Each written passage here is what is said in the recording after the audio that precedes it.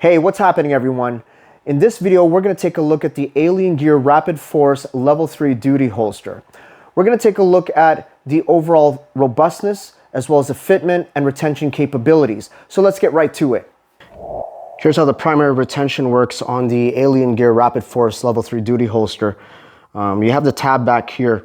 If I pull back on this tab, the pistol won't come out and it's in there pretty good. If I only press that and disengage that retention, the pistol still won't come out, and that's pretty solid as well. So when I do them together, that is when I'm able to draw out that pistol. It's actually a pretty smooth and efficient way of disengaging the retention to be able to draw out the pistol.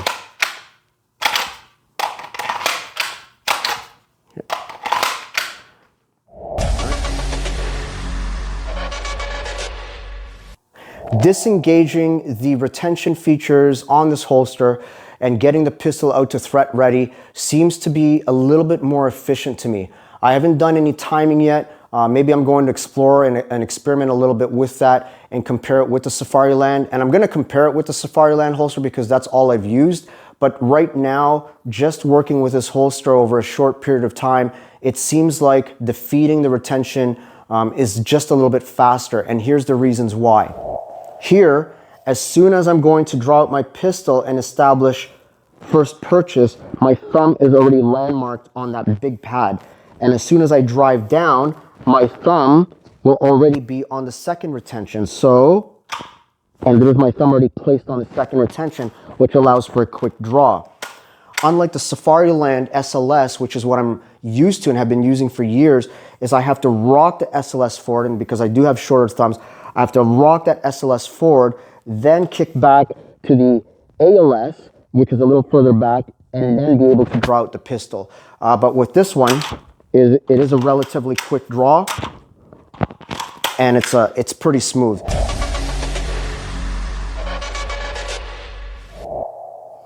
Again, here's the comparison. This is with the Safariland holster. Here's the SLS that I'm talking about. I got to rock that forward, and my thumb, as I rock it forward, because I got the shorter thumbs, the ALS is way back here, so I still got to slide back as quickly as possible.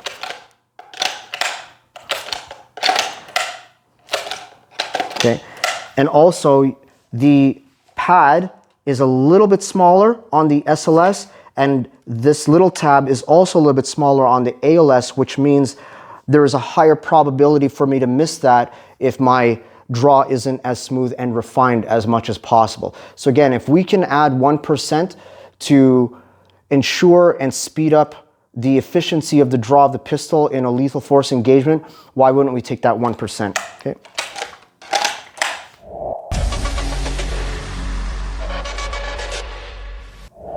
The first pistol I'll work with is the standard plastic blue training gun that most law enforcement agencies use. Right now, the fitment, there are no issues with fitment in there, pretty secure, very minimal wiggle with that. And let's take a look at what that draw looks like.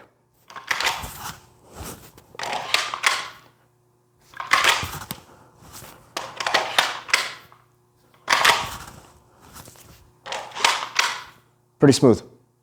So I didn't find any issues with regards to the actual securing of the pistol or retention of it, as well as drawing out with regards to disengaging the retention for the blue training gun.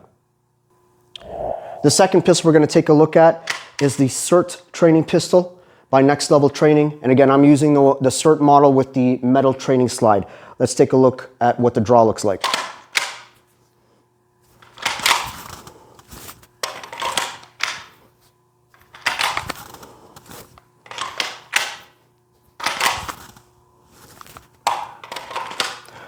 So the fitment looks pretty good overall. Again, there's very little wiggle room, even with that retention down.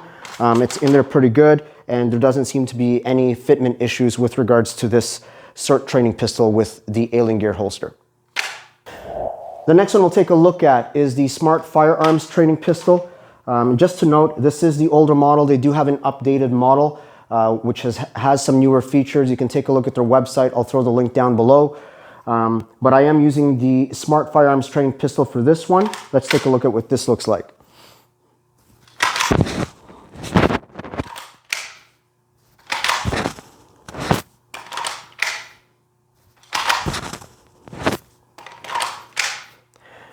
Let's take a look at the fitment. A little bit of wiggle there. Oh, that one came out. So it doesn't seem to be holding it with this particular one. Okay, so the retention is not so good with the Smart Firearms, and that might be, I think it's because of the cutout on the chamber area here where the ejection port, where the ejection is. Yeah, that might be it. Anyways, good for you to know, but I don't know what the newer model will look like. Okay, the next pistol we're going to take a look at is a generic airsoft pistol. This one is made in China. I don't know who the manufacturer is, but that's what that looks like, and it has been cleared safe. So let's take a look at what this draw looks like.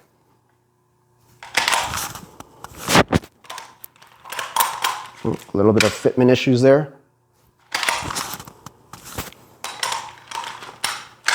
So it is a little bit tight on trying to get it back into the holster. Yeah, so a little bit tighter. It does lock in, seems to be pretty good on that end. It's just a little bit tight trying to get it back into the holster. Aside from that, no issues on actually trying to draw out the pistol. Okay, the fifth model that we're going to take a look at is an actual Glock pistol. The frame is a Glock 17 Gen 5, and the slide is a Simunition conversion barrel and conversion slide designed to shoot NLTA rounds. So let's take a look at what this looks like. And already it felt a little bit tight trying to get it into the holster. Let's take a look at the draw.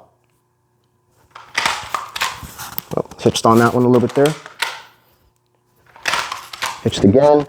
Okay, so it looks like there's a little bit of a fine angle that I have to draw this out at to be able to get that smooth with this particular one. And that slight angle, yep, that slight angle is rocking it back just a little bit to be able to clear the retention that's inside. So let's take a look again. Let's try to get a smooth draw. One more time. Gonna have to get used to that. Not used to this. Again, I am used to using a Safariland holster, but I am doing a trial on these Aliengear Rapid Force Level 3 duty holsters. In terms of retention, the fitment seems pretty good from there. And good on that as well once we defeat that part of the retention. So that's that one's not too bad. The last pistol we'll take a look at, this is a Glock 17 Gen 5 with a Vortex CCW Defender optics as well as a Nextorch weapon mounted light. This particular Aliengear Rapid Force holster is for a TLR1, but as you can see, Nextorch weapon mounted light can also fit. What it is with the lights is they've actually just made it a little bit bigger so it can accommodate a number of weapon mounted lights for the different pistol models that are out there. The pistol has been cleared safe, so let's take a look at what this draw looks like.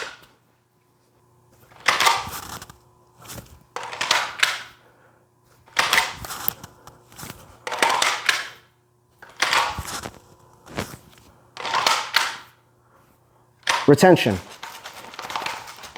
pretty good. No issues there as well.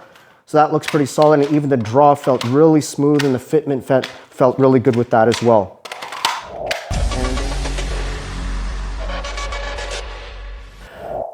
One of the issues you'll see with the Simunition pistols with this extended tip is it actually has a hard time fitting in some of the Safariland duty holsters. Because the Safariland duty holster, some of the models, has a muzzle pin at the bottom, which is designed to get inserted into the muzzle so that it keeps that pistol from shaking around a little bit more. The problem that you'll see, especially when it comes to reality-based training, when officers are using the Simunition pistols, is they can't actually get the pistol in because the muzzle pin doesn't align. So their pistol tends to sit out until they actually jam it in there, but then they sometimes have a hard time actually pulling the pistol out when there's a deadly force encounter. With the Aliengear holster that I'm running here right now, it's actually an open bottom, so there's no worry about a muzzle pin and trying to fit that. So as you saw in the earlier fitment, there wasn't any issues with really trying to insert any of the pistols aside from slight tightness for some of the models. But there was an issue with the Smart Firearms in terms of retention in the holster. The Aliengear Rapid Force Level 3 duty holster seems to be pretty robust. The plastic seems to be pretty hard. There's not a lot of flex. Again, I don't know in terms of what its thresholds are with regards to being exposed to extreme heat and when it starts to warp. I can't tell you that, but so far right now, just me holding it in my hand, it does seem to be a pretty solid holster. In terms of its assembly, the assembly seems to be pretty well put together. I'm going to give you a closer look here. There are 2 screws here that hold this piece together in both sides of the holster as it wraps around, and then also the contact points. I don't know what the thresholds are again with regards to how much pressure is needed before those screws start to break off or the threads start to give way. And we have seen that in some of the other holster manufacturers where some of the holsters have been broken off of the actual shank that's attached to the duty belt. Overall, the retention seemed pretty solid amongst the 6 models that I've tested. Again, they were all very, very similar. There was just the one that wasn't being retained, and that's just probably because of a molding issue in terms of not infringing on any sort of patent design. And that's understandable, and we've seen a number of Glock models or pistol models out there where they tend to avoid that in order to be able to put out some of these training pistols for law enforcement and other purposes. The fitment onto duty belts. So this particular duty belt that I'm using is a 511 Sierra Bravo. It is a pretty standard duty belt in terms of width. I didn't have any issues fitting it on there. When we needed to make adjustments, or when I needed to make an adjustment, it was these 2 screws that I just had to loosen up, lower this plate down until it fit the duty belt properly, and then tightening back up was not an issue as well. It was relatively easy sliding the holster on and being able to get it off, as I tried that a few times. It does seem to hold on there pretty well. Again, it is strongly encouraged that all officers should use a proper duty belt setup, which means inner duty belt and outer duty belt with belt keepers to really hold all the gear in place. But even without it, it was on there pretty snug. And here's a closer look at it. So you can see the fitment is pretty on point. And there's no loose spaces. There's very, very little wiggle space in there.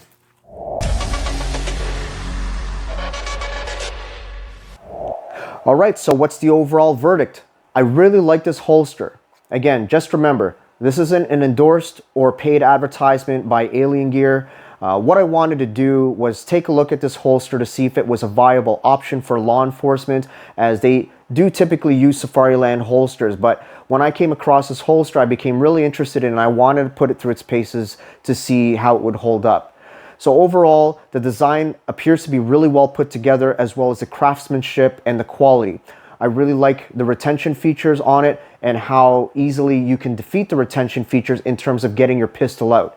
So it seems to be very smooth, but what I'd really like to do is get it out to the live range, be put under a timer, and do some drills and really put it through its paces. Something I'd also like to test in the future as well is put it through weapon retention and see if there are any weak points on the holster. We didn't get a chance to do it in this video, but that is something I would like to do in the future to see if there are any weak points, and you know, as such as we've seen in other holster platforms where they've broken off from the belt loop, and to see if this has the same issues. But overall, I'm quite happy with it.